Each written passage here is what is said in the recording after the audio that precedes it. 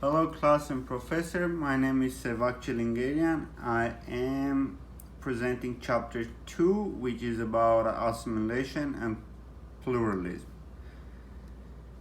Basically, we're going to talk about the main points that book describes, which starts with the assimilation, which by description is process where formerly distinct and separate groups merge socially and come to share a common culture. However, in other hands, pluralism exists when groups maintain their individual identities. Their social and cultural differences persist over the time. Even though those definitions of assimilation and pluralism sounds completely too separate and distinct from each other, they might occur together. They are not mutually exclusive. For example, some social or ethnic groups might assimilate, but others do not within the same society. Now we're going to talk about the melting pot, which basically means when two metals melt together and become one new metal. And after that, Americanization and Anglo-conformity. This assimilation occurs when two different groups come together and create this new one. That's the basically same name that they're naming a melting pot, talking about the metals. It's the same thing with the society when two group or immigrants merge together and create the new one. Then we're going to talk about the Robert Park. Park was a researcher and scholar who established society as an economic discipline. And he called the predictable set of phases. Race, relationship, and cycle. Basically, what is he talking about is when immigration occurs, then conflict and comparative relationship occur, and then process of cycle where he put it race relation cycle. After the cycle, it moves towards the assimilation. Going next chapter, which is about not next chapter, next slide, which is about Milton Garden, who talks about the assimilation process as well. Like I said earlier before, Park did a great job creating and establishing as a sociological view, but Milton Garden broke down the process of assimilation, actually give it a more detailed how does it happen and why does it happen.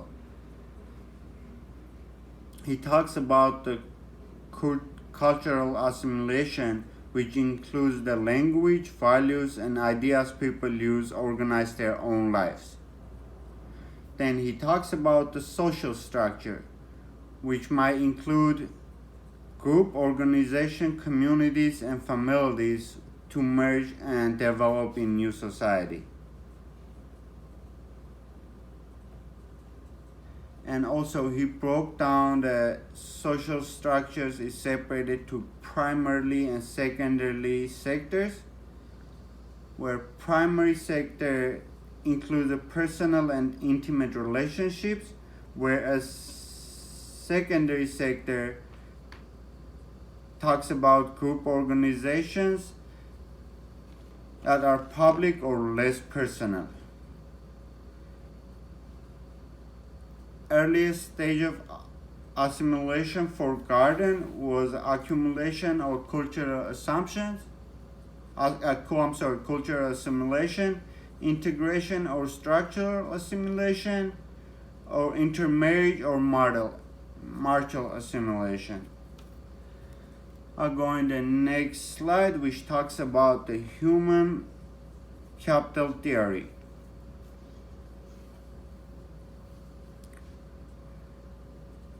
Theory on a book states that status attainment or the level of success of an individual achieved in society is a direct result of educational attainment, personal value and skills, and other individual characteristics and abilities. For example, education books talks about education being an investment.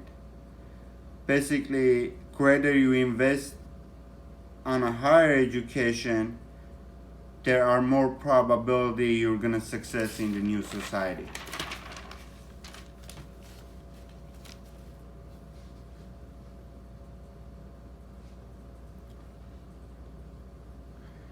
Human capital theory limitations are it does not take account all the factors that affect mobility and assimilation, and American society is open and equal to all the simply wrong. That it's open and equal to all people. It unfortunately it does not exist. Now we're gonna talk about the second main point that book has a lot of emphasis on. It's a pluralism. Talk about the cultural pluralism, which exists when groups haven't acculturate and each maintains its own identity. Then, second thing that books mention emphasizes it's a structural pluralism when exists when group accumulated but not integrated. There are two processes. You accumulated in new society but you're not integrated yet. That's part of the pluralism. Even though chapter is concentrated on assimilation and pluralism process, it also mentions less common situations such as a separation and revolution. Next slide. Going to the next slide, which is talks about Northern and Western Europe old emigration, which includes Danes, which are the people who are emigrated from Denmark, English people, French, immigrants from French, Germans, Norwegians, Swedish, and Welsh. They all shared American values, including Protestant ethics. Most Protestant ethic, which talks about how hard worker they were and success as an individuals. Those immigrants were more educated and skilled, brought money with them to the United States, and were comfortably placed in their own new society. Then book talks about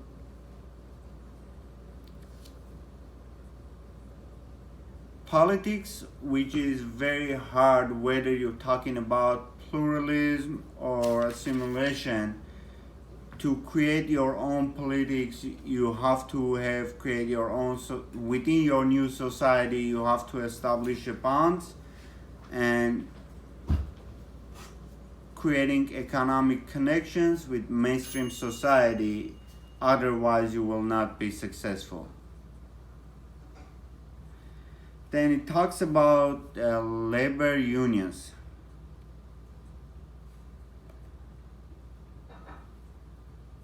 First Americans labor unions founded in Irish Terrace, Parelli. Basically, women workers often faced opposition from new workers, which was a kind of discrimination, if you will, between men and a woman. Not discrimination necessarily, but talks about how men are the head of household or they do certain jobs women can't. Labor unions were fighting against it and talking about no, there is supposed to be equality, because like in the Constitution it says all men are created equal, which was not true at the time, and somehow how it is not even today. But labor unions, main function of them labor unions were to establish that ethics, like, women they are hardworking women too. They are doing something to bring the society together. And last thing that books emphasizes a lot, it's an enclave economy, which talks about that most Europeans, immigrants groups were part of the urban working class. Unlike most European groups, Jewish Americans become heavily involved in commerce, started their own business and small independent enterprise, which altogether become part of creating a new society and being established in a new society. Overall, books talks a lot about immigration, American generations, chains of immigration starting from 1980s until nowadays. Also talks about anti-capitalism, where unknown Americans were present. Talks about anti-Semitism. Talks about mass immigration, where Jews started their late immigration in 1880s. But we were not going to go over all the main points. Talks about like a lot of details about how Jewish people were killed, part of the genocide, and talks about how the American societies or way of thinking American, a lot of American researchers established that many Americans don't know about the dates, times, don't even know about their existence of the genocide. And